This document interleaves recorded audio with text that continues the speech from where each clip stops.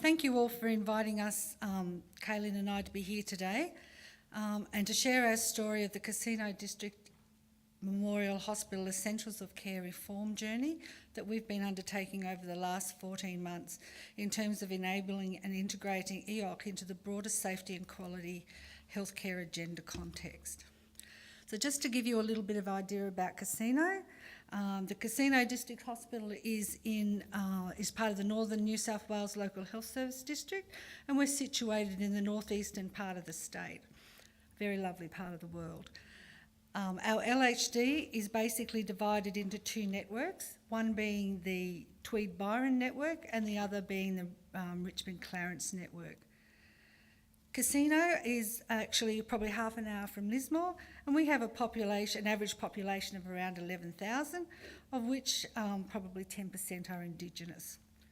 Our hospital is a C2 Level 3 acute care facility, and we have 24/7 emergency and inpatient services, and we also do elective surgery 4 days a week, and we also have a number of ambulatory care services.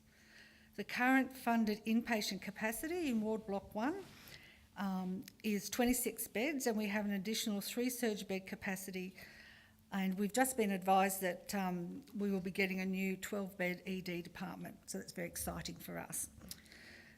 The Casino District Memorial Service team comprises of approximately 65 nursing directorate people.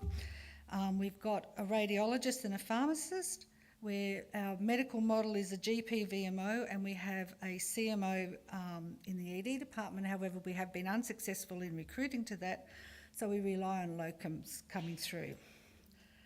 Our clinical team is actually supported by other allied health, community health and operational services.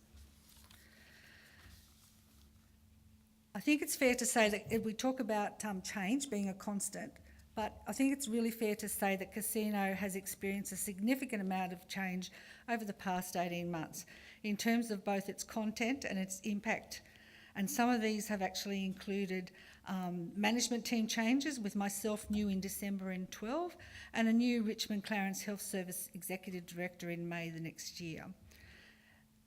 Surgical services has undergone significant transformation. We did initially have 2 wards in the hospital, one being the surgical and maternity unit, but we had infrastructure changes that allowed us to have a step-down unit and integrate 2 areas into one. And within that, we also had an additional 3-bed capacity in the medical ward. So within this integration of Ward Block 2, which was the surgical and maternity ward, into Ward Block 1, which was at the time our major medical ward, certainly there was major changes that significantly altered the way in which we did our business, particularly our inpatient businesses. And as you would understand, there's significant issues go with that, and some of which we're still working through. We worked through ceasing birthing services in October 13. All these massive change processes to go through, and clearly it's necessitated an awful lot of work, practice and redesign, and also workforce realignment. In terms of the EOC program, I was a novice coming back to Casino. I'd been out of the state for 5 years, and so whilst I had some knowledge of it, I certainly didn't have a lot of experience about the program, and certainly in terms of the methodology, I was very limited. The medical ward had been working with EOC for 3 years, and when I came here, it was just on the cusp of when our January 2013 report was due. There's absolutely no doubt that the facilitators were enthusiastic and were doing their best. I'd actually heard in those first few months of being there some great initiatives and clinical improvements that the team had achieved, particularly around protected mealtimes and safe clinical handover. However, at that time I had not viewed any underpinning or recorded documentations. With the initial 3-year EOC report by the team, it became apparent that whilst activities had progressed, the evidence documentation within the report was heavily quantitative and tended to stop at the implementation phase. And the outcomes highlighted a lack of connection between EOC and the other governance arrangements that were in place in terms of quality control and quality management systems. Some examples included the apparent disconnect between the network and local health service district clinical auditing program and review findings, and the recommendations from incident monitoring such as HEAPS, RCA, and also a lack of connectivity with the QSA reports. For some reason, they just weren't viewed as being able to be aligned with the EOC. So we had all these, we had all these things happening out there, but there was no connectivity. So in order to further explore and validate the hypotheses that Karen and I come up with when we saw the report, we commenced a deeper investigation process with the relative stakeholders. The primary methodologies that we used in doing that was to review and analyse the EOC and site quality and safety frames programs, and to look at our systems and processes and to do a SWOT analysis. We also went about interviewing core staff, stakeholders in the program. So we talked to our LHD program coordinator, we talked to our facilitators in the units, and we talked to the ward staff. And we also included our management team because we saw that there was potential there, not for EOC just to be in the one ward, but to have synergies in what we were doing in all the other wards as well. And we also involved, as part of that consultation and fact-finding, our quality coordinators and our clinical educator. So through this research, it became really clear that despite the resources that had been allocated to the Ward Block 1, and the management team and the EOC facilitators, seen here on the screen, that despite their best efforts and intent, overall there was very little understanding of how the clinical quality, workplace health and safety, human resource management, or consumer and clinician engagement activities that were going on could assimilate and integrate with their EOC workings, giving the image to some that this was just another extra thing that needed to be done. As the EOC team's familiarity with the principles and practices of quality management and continuous improvement methodology in practice was limited, they therefore had no awareness of how the EOC program, or vice versa, could easily align and enhance the bigger picture workings. And as the team also did not have a grasp of the development or use of key performance indicators, quantitative action planning, management control, evaluation and reporting was minimal. Essentially, the team didn't know what they didn't know. The EOC program had lacked EODON leadership, engagement and support. At the ward level, gaining EOC engagement and participation within the whole team was in actuality very challenging. Structurally, we had no formalised EOC meetings occurring, and there was no acknowledgement of or linkage into the site governance structures in place. And therefore, essentially at this point in time, the EOC facilitators were working hard, but with little insight of how EOC integrally fitted within the bigger sister quality and safety picture. They had no legitimate power to influence and engage other clinicians, and therefore they were existing and working in relative isolation.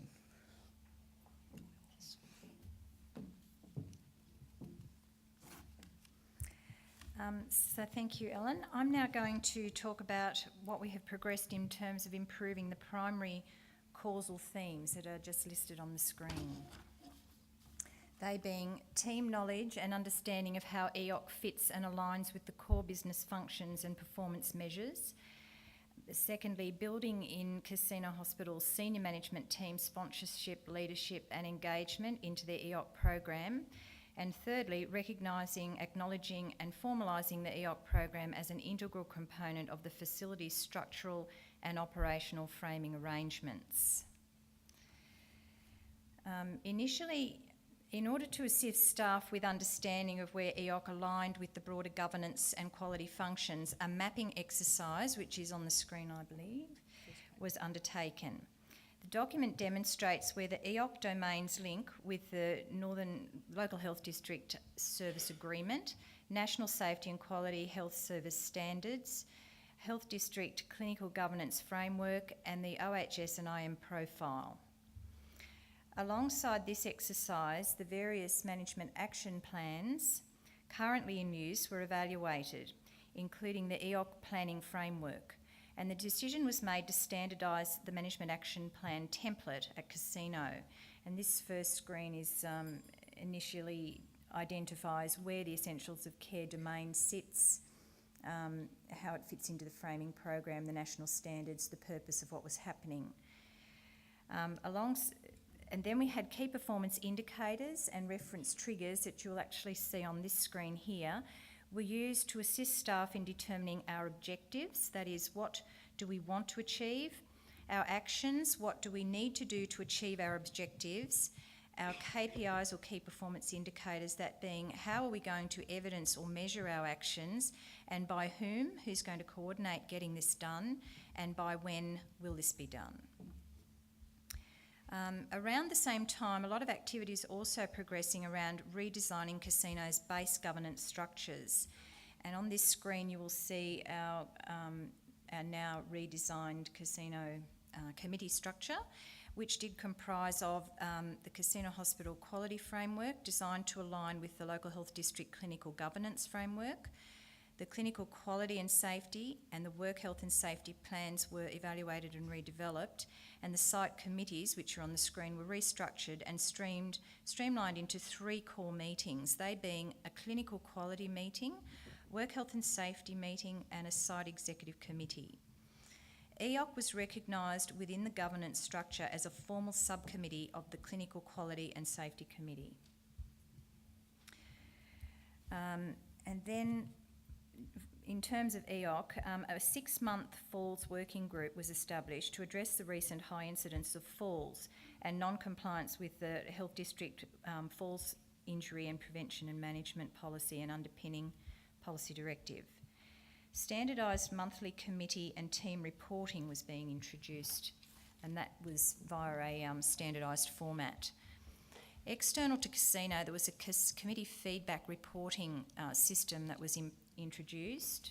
This particular process involved if a member of staff or a member of the team actually attended an external committee meeting or working group, they would feed back in a designated format to the site, that giving some indication as to what it meant for us at casino and what we might have to do to address any issues that came out of that. So there was a feedback loop that then was reported into our departmental monthly reports and disseminated down to grassroots level. We introduced a traffic light and a crude benchmarking system of, or process of analysing the audits that were done, and these being local health district audits. And you can see there it's the traffic light system, with green being where we were doing okay, the amber colour being just okay, and the red deserving of improvement. And what I haven't mentioned is the wider organisational team management, facilitation and consultation processes undertaken during and since these above changes. That was considerable. We invested in an EOC planning day, and on here is the agenda. In order to collaborate and agree on how to plan the progression and acknowledge the importance of EOC, we invested in releasing 12 key staff to attend a full-day planning workshop. As you can see from the agenda, the first part of the workshop was that the LHD program or EOC coordinator, Lily Fennick, gave an EOC program overview, providing the scene setting for the day. Within the planning day, there was an overview of roles and responsibilities. This was done to ensure that we were all on the same page. The next session was showing how the EOC program linked with other core business activities, demonstrating that EOC was not a standalone program or the other way around, but in actuality did and could connect and integrate other quality and safety activities that the EOC team had not previously recognised. A session on program issues from feedback and the attendees' perspective was brainstormed.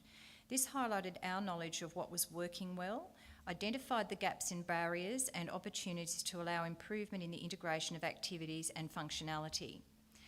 To assist in identifying program priorities for the next 15 months, we also presented for review our key audit performance data, demonstrating casinos' need to improve our clinical performance, particularly in the areas of clinical handover, recognition of the deteriorating patient, medication safety, drug and alcohol withdrawal, and workplace culture.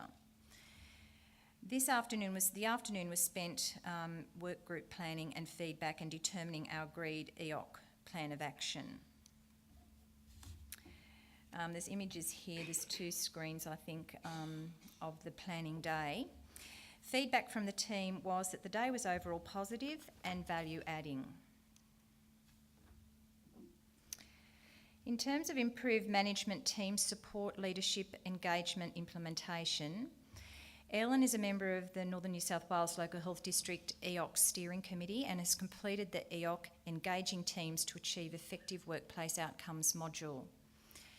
Ellen and I have monthly meetings with the ward NUM, EOC facilitators and EOC support to positively influence the EOC program, review progress, challenges and brainstorming decisions on corrective actions utilising coaching methodology. Challenges existed for the EOC facilitators and also for the NUM. And because of this, we needed to provide support in quite different ways.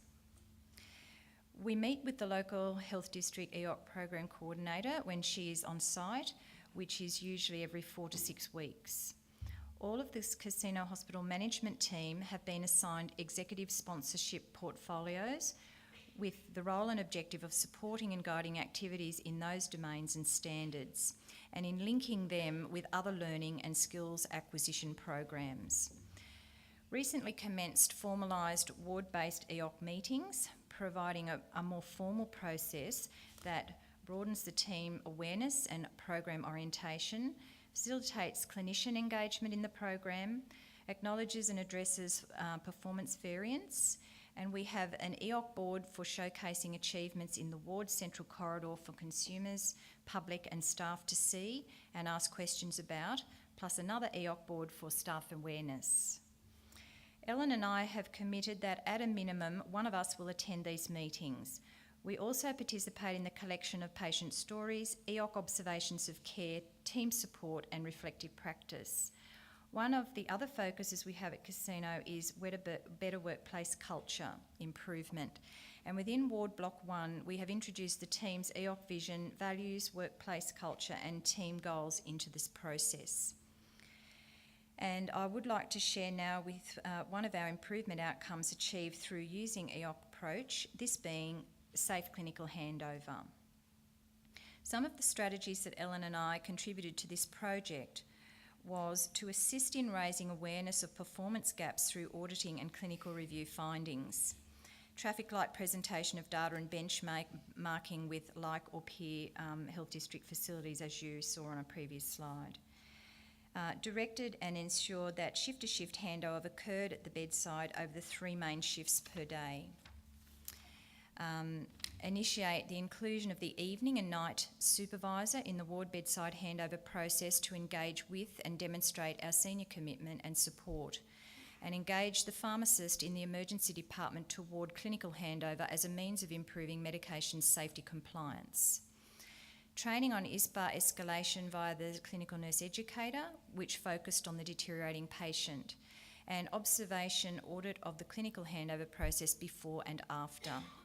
Inclusion of the patients and relatives in the process was also extremely important.